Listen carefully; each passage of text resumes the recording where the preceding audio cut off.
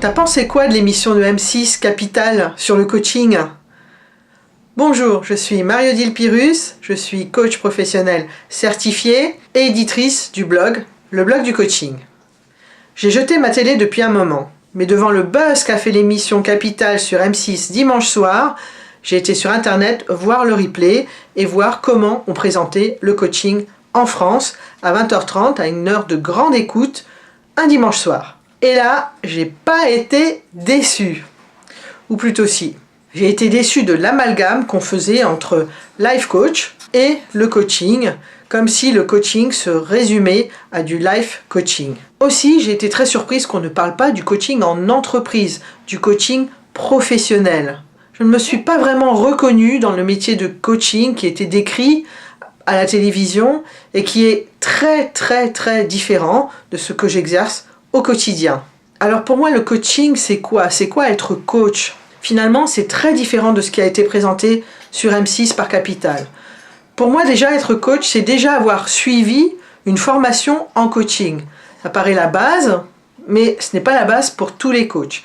Nous sommes malheureusement dans une profession qui n'est pas réglementée, et donc n'importe qui, y compris votre jardinier, peut s'autoproclamer coach, et on le voit évidemment beaucoup sur Internet. Une école de coaching, c'est quoi? C'est un parcours où on vous apprend une posture.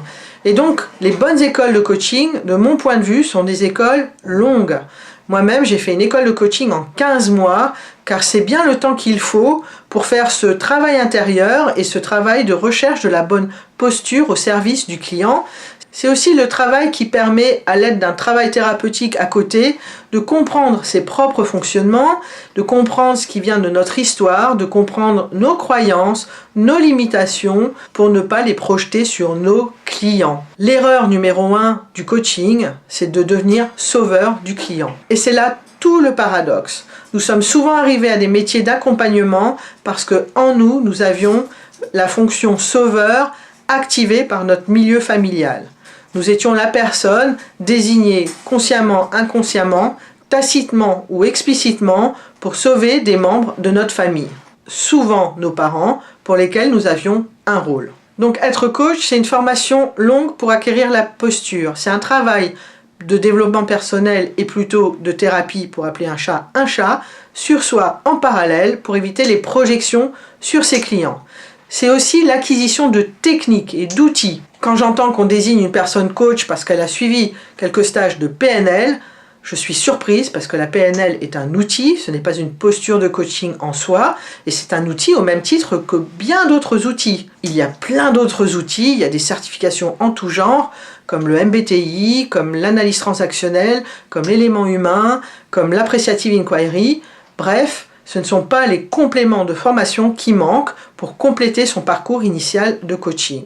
En fait, l'école de coaching n'est qu'une base qui nous permet de découvrir des outils et des postures et de continuer plus loin à travailler et à développer nos méthodes d'accompagnement. Bien évidemment, le coaching, même s'il n'est pas réglementé, répond à des règles de la profession. Notamment, une règle évidente, ce sont des règles d'éthique et des règles de déontologie. Par exemple, quand j'entends qu'un coach coach sa mère, ça me fait bondir. Pourquoi? Parce que cela fait partie des règles de déontologie de ne pas coacher nos proches, que ce soit nos parents, nos enfants, nos voisins ou nos amis. Enfin, le coaching a une vocation très claire, c'est de réamener peu à peu les clients à retrouver de l'autonomie.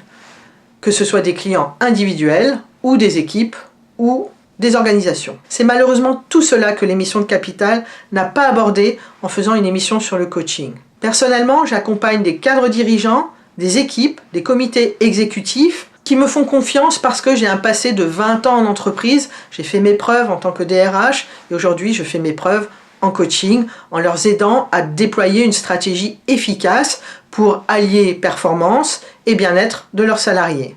J'ai mis 2 ans à mettre en place un accompagnement haut de gamme pour accompagner les équipes et les cadres dirigeants à retrouver de l'engagement et de la performance au sein de leurs équipes. Ce programme s'appelle l'Odyssée de la réussite. Il est en 4 phases. Une odyssée vers soi, pour comprendre comment l'individu fonctionne.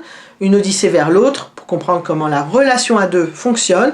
Une odyssée vers l'équipe, pour comprendre comment une équipe fonctionne une fois qu'on est plus conscient de ses peurs, de ses limitations et de ses potentiels, et enfin une odyssée vers une organisation performante fondée sur les talents et les compétences de l'équipe. Bref, le coaching ne se résume vraiment pas à ce qui a été montré dimanche soir sur Capital. Je suis à votre disposition pour en parler et pour vous faire découvrir une autre facette du coaching. C'était Marie-Odile Pyrrhus, coach professionnel certifié et éditrice du blog, leblogducoaching.com.